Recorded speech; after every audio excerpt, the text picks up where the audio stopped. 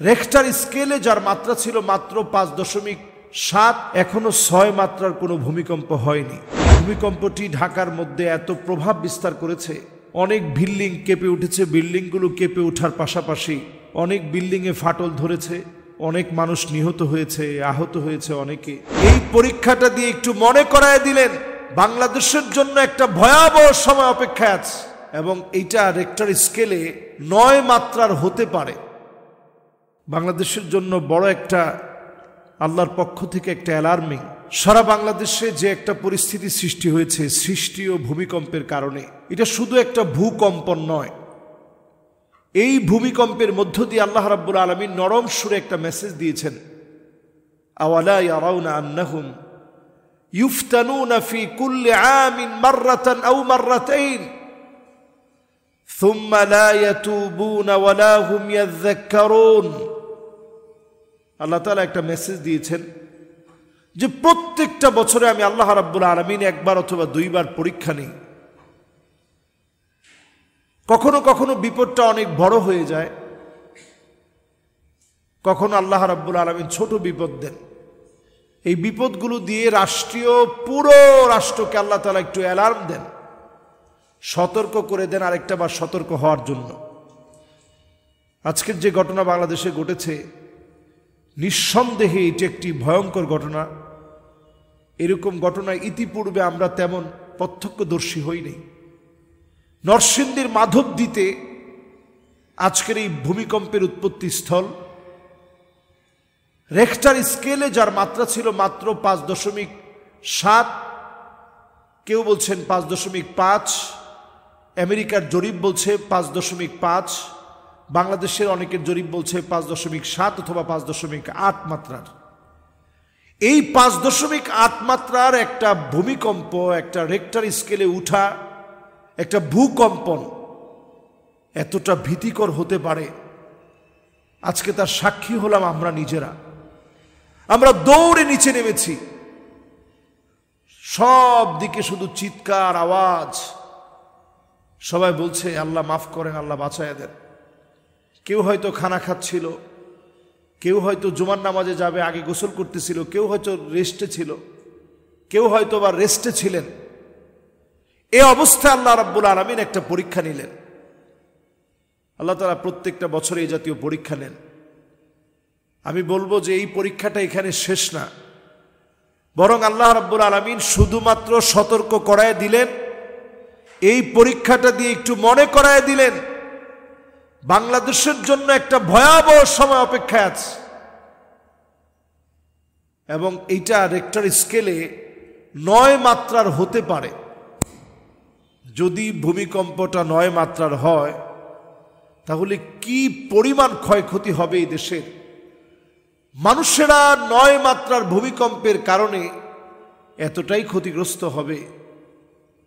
বাংলাদেশের সকল বিল্ডিংগুলো এতটা দুর্বল। ঢাকা শহরে আপনারা জানেন যে আমরা নিয়ম মানি না, জায়গা রাখি না, খোলা জায়গা নাই, খোলা জায়গা তেমন রাখা হয় না, অব্যবস্থাপনা এতটাই জটিল। এখানে হাজার হাজার বিল্ডিং ধসে পড়বে আজকের সামান্য ভূমিকম্পে। পুরান টাউন সহ বিভিন্ন জায়গায় ভূমিকম্পে আজকে ধসে পড়েছে, বিল্ডিংয়ে ফাটল ধরেছে। তো এই জাতীয় ঘটনা বাংলাদেশের প্রান্তে প্রান্তে ঘটবে। এই ঘটনাগুলো থেকে যদি দেশটাকে বাঁচাতে চান, নবীজি আমাদেরকে যেভাবে সতর্ক করেছেন, টেকটনিক প্লেটটা কেঁপে উঠেছে, আমাদের টেকটনিক প্লেটের মধ্যে ফাটল ধরে গেছে। এই ফাটল ধরা টেকটনিক প্লেট, এটা ভূমিকম্পের পূর্বাভাস হিসেবে ভূতত্ত্ববিদেরা বারবার বলছে বাংলাদেশে 9 মাত্রার ভূমিকম্প হবে। আমি একজন আলেম হিসেবে বাংলাদেশের মানুষকে দাওয়াত দিয়ে থাকি, সতর্ক করার লক্ষ্যে আজকে বলি। কতদিন আমাদের জন্য সুযোগ আছে আমরা জানি না। আজকে নিজেকে সতর্ক করেন। ইদা তুখিদাল ফাইয়ু দুয়ালা ওয়াল আমানাতু মাগনামা, এদেশের ভিতরে আমানত নাই। ওয়াজ যাকাতু মাগরামা, মানুষ যাকাত দেয় নাম কাওয়াস্তে, থোক বরাদ্দ দেয়। ওয়া তুউল্লিমাল ইলমু লিগাইরিদ দ্বীন, মানুষ আলেম হয় শুধু দেখানোর জন্য যে আমি অনেক বড় আলেম হয়েছি, অনেক বড় খতিব হয়েছি, অনেক বড় বক্তা হয়েছে এটা দেখানোর জন্য। নবী আলাইহিস সালাতু ওয়াস সালাম বলছেন, এমন অবস্থা হবে আতা আর রাজুলু ইমরাতাহু, স্ত্রীদের কথায় স্বামীরা এতটা অনুগত হবে, উঠবে বসবে। এমন অবস্থা দেখা দিবে আক্কা উম্মাহু, পরিস্থিতি এতটা ভয়াবহ হবে যে মায়ের অবাধ্যাচরণ করবে। আকসা আবাহু, পিতামাতার সাথে খারাপ ব্যবহার তো করবে, বাপকে দূর দূর করে তাড়ায় দিবে। আদনা সাদিকাহু, বন্ধুকে সবচেয়ে আপন বলে মনে করবে। এগুলো সব বাংলাদেশে হয়ে গেছে। এরপরে নবী আলাইহিস সালাতু ওয়াস সালাম বলছেন, এমন অবস্থা হবে যাহারাতিল আসওয়াতু ফিল মাসাজিদ, মসজিদে মসজিদে হট্টগোল হবে, চিল্লাচিল্লি হবে, মারামারি হবে, শোডাউন হবে, ক্ষমতার দ্বন্দ্ব হবে, খতিবকে বাধা দিয়ে অন্যজন কথা বলবে। যাহারাতিল কাইনাত ওয়াল মাআজিফ, বাদ্যযন্ত্র বেড়ে যাবে। সুরিবাতিল খামর, মদ পান বেড়ে যাবে। জাইমুল কওমি আরজালুহুম, বড় বড় নেতারা যেগুলো ফাসিক মুনাফিক, এরা নেতা হবে, দুশ্চরিত্র লোক নেতা হবে। নবী আলাইহিস সালাতু ওয়াস সালাম বলছেন, ফালইয়ারতাকিবু ইনদা যালিকা রিহান হামরা, চতুর্দিকে বাতাসের সঙ্গে আগুন আসবে। খাসফান ওয়া মাসখা,